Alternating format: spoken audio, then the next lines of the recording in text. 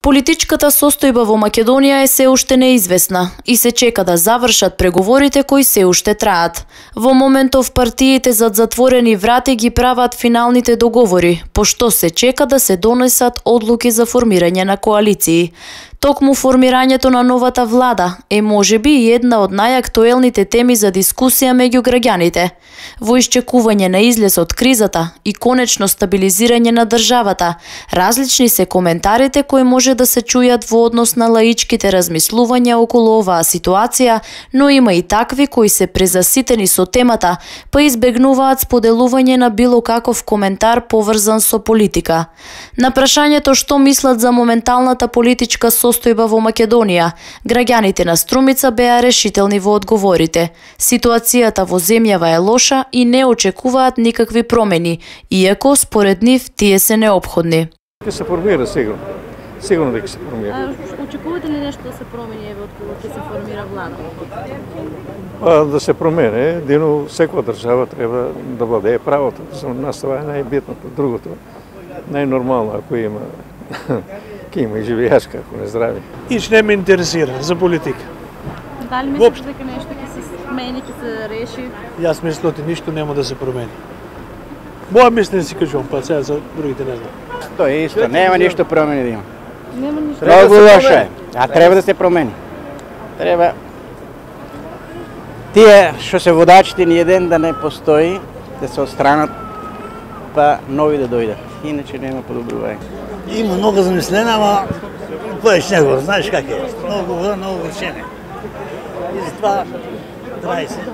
Како проблем за донесување на одлуката да се формира влада, се наметнуваат повеќе прашања, меѓу кои и она за двојазичноста на целата територија на Македонија, работата на СЈО и уште неколку клучни точки. Политичките експерти во земјава алудираат на неколку можни сценарија, кои би произлегле од преговорите, но сепак и по истечувањето на рокот на мандатарот да му поднесе програма на собранието и да го предложи составот на владата, одлука не е донесена.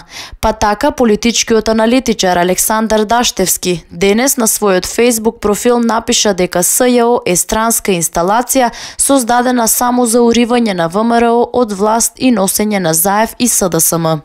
Целта е пред се промена на името, а потоа и двојазичност на цела територија и по можност кантонизација. Во најидеален случај и промена на уставот што би ја забетонирала кантонизацијата.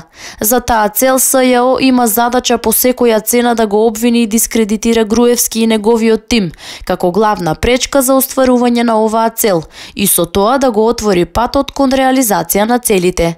Груевски и ВМРО од 10 години на разни начини беа на браникот на одбраната на името и унитарноста на државата, што е спротивно на планот на некои надворешни центри.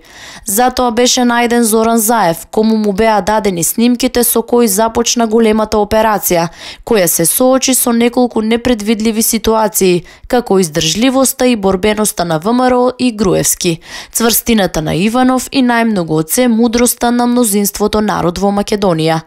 Дополнителен непредвиден проблем на сценаристот е неочекуваното доаѓање на Доналд Трамп на власт, кому Македонија се уште не му дошла на дневен ред, па затоа сценаристот брза што побрзо да ја заврши операцијата пред да биде запрен. Кој ќе преживее ќе раскажува, додава Даштевски. Подпредседателот на ДУИ Невзат Бејта пак денеска изјави дека неговата партија се залага во најкраток можен рок да се формира влада и како што вели, таа одлука ќе биде донесена наскоро.